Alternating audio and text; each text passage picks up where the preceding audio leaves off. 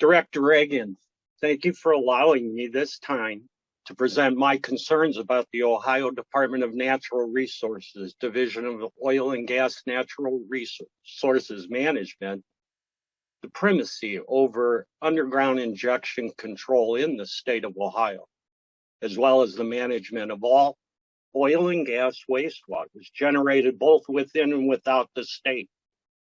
Surely you've heard much expert and knowledgeable testimony. My testimony, it comes with a personal perspective and a professional plea to examine this issue in its entirety, waste management. My name is Tim Kettler, and I'm a resident of Monroe Township, Coshocton County, Ohio. I've been a mom and pop entrepreneur for nearly 50 years, a wastewater professional with 35 years experience in the field, an Appalachian, Ohio resident, and an Ohio EPA certified Class 1 wastewater operator. All qualifications, I believe, that demonstrate standing to address the existing primacy over Ohio's UIC program. Bluntly said, it's my intention to offer the most persuasive argument I can. And with my professional knowledge and hands-on experience of what I've seen with my own eyes and videos and photos I'll share with you, and that are permitted under trust we afford to the ODNR and DOGRM, and the primacy granted to them for all oil and gas wastewater management through the authority of the United States EPA. My professional background, my entrepreneurial aspirations as a lifelong small business person, and our shared mission to protect the environment tells me what I do see is not in the best interests of Ohioans.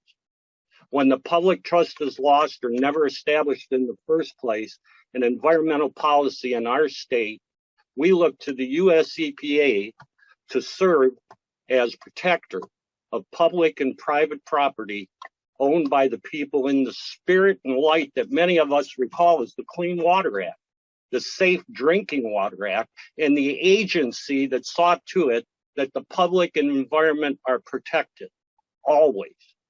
My professional interaction with the Ohio Environmental Protection Agency is generally through the Division of Drinking and Groundwater and the Division of Surface Water. I am familiar with much of the oil and gas wastewater concerns that have been and will be expressed to you. Although I'm no expert on injection wells, while injection wells become surface discharge problems, such as this, then you have my attention and the offer of help from my experience and the shared mission of a small company and the US EPA to protect the waters of the state of Ohio.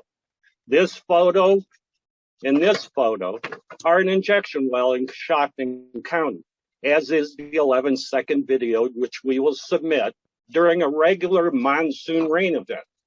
This well site is in current operation, overflows like this on a regular basis, and it's hard to believe that this is simply standard operating procedure. This well is adjacent to surface water bodies that seasonally flood as well. Anecdotally, containment around most of all conventional well sites locally, both production and injection, are breached regularly. Sites where brine is also stored, overflowing into the waters of the state of Ohio. That is not management. This final photo is particularly illustrative of the failure of ODNR to protect we Ohioans. This photo is of brine, oil and gas wastewater spread on a stretch of road that affects the watershed to our family's domestic water supply, especially during heavy rains. The township uses this wastewater under authority of the ODNR as a winter ice and snow melter and a summertime dust suppressant on county and township roads. Excuse me.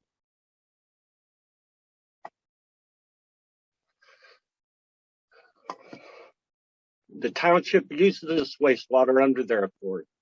The section shown is not along my specific property frontage, but begins at a property line. It is within the watershed of our surface water supply. This road is built on exposed bedrock with faults and major fissures. Brine was spread here in front of an unoccupied property. Surely the alarm this raises, both personally and professionally, is understandable. Let me ask you, sir, how would you perceive this threat to your own family's water supply? This is ODNR management. These instances where oil and gas are presented as an economic benefit are more and more becoming instances of potential, if not probable, environmental devastation. Yet huge concessions are made to the business at the expense of the environment. I ask that you consider those of us in professions that work to ensure a cleaner environment, that celebrate the value of recreation and the protection of our natural places. We who work in businesses developing sustainable solutions to our certain future needs. Sir, our needs require more effective and immediate leadership on oil and gas wastewater management in the state of Ohio.